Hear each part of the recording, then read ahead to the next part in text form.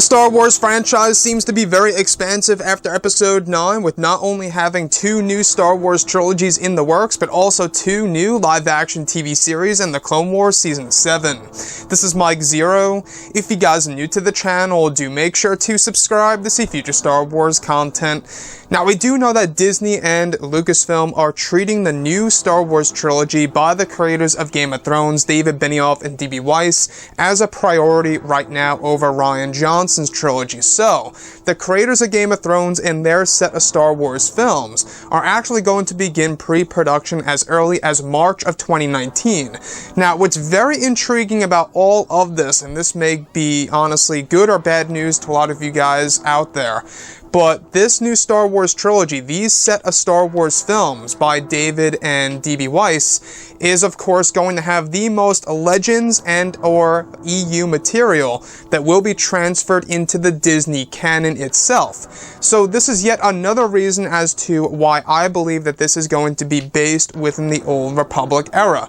So a lot of Legends material, including characters, ships, planets, and of course weapons, will be transferred over from that into this new Star Wars trilogy, and it's also described that this new trilogy is going to be the set of Star Wars films that have the most EU/Legends material under the Disney era. So I don't know about you guys, but I think that this is a fantastic idea as long as they stay true to whatever EU and or Legends material that they are actually inserting into this 4th Star Wars trilogy.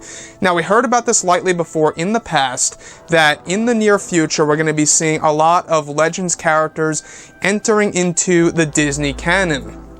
One of which could very well be even Darth Revan.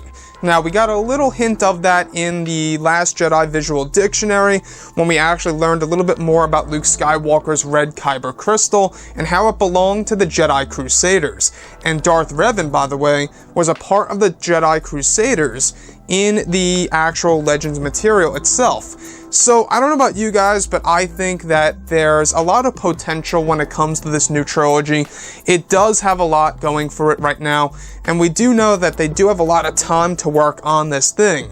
To actually say that this isn't going to drop until the end of 2021, give or take, so we're actually going to have 1 whole year of no Star Wars movies from what it seems right now in 2020, and they will be focusing primarily on television with The Mandalorian and, of course, Star Wars The Cassian Andor series. So, with that being said, guys, how do you feel about this 4th Star Wars trilogy? Now, if I had to say one thing here, I think that going into the Old Republic era and kind of, getting to experience that timeline of the Star Wars franchise is probably the best way to go.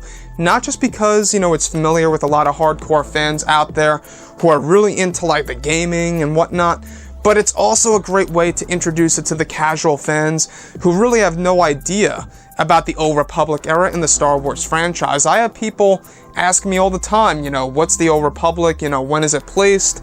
Is it after the sequels? Is it before the prequels? A lot of people really don't know exactly what the Old Republic is.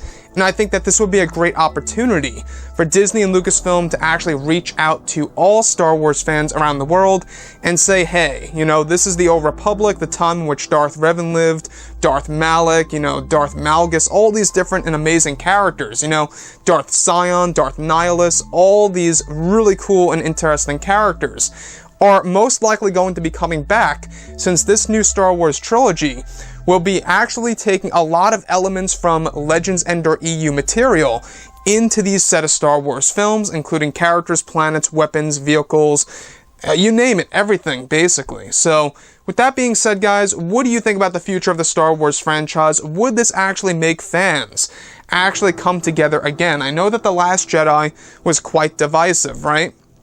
And if we look at everything with what happened with Star Wars Episode 8, and now going into Episode 9, a lot of people are really just hoping and crossing their fingers that it's really going to turn out to be a great movie, and it will stand on its own and kind of separate itself from The Force Awakens and The Last Jedi. Now, I, however, think that this new Star Wars trilogy does have a lot of potential in order to bring a lot of Star Wars fans together, hardcore and casual alike, and just enjoy a new story. 3 new movies that tell an overall story. Anyways, guys, drop a comment below. Let me know what you think about all of this in the comments. And if you guys did enjoy the content for today, do make sure to drop a thumbs up on this video to support the channel. I thank you all so very much for the kind support, and I'll catch you guys next time.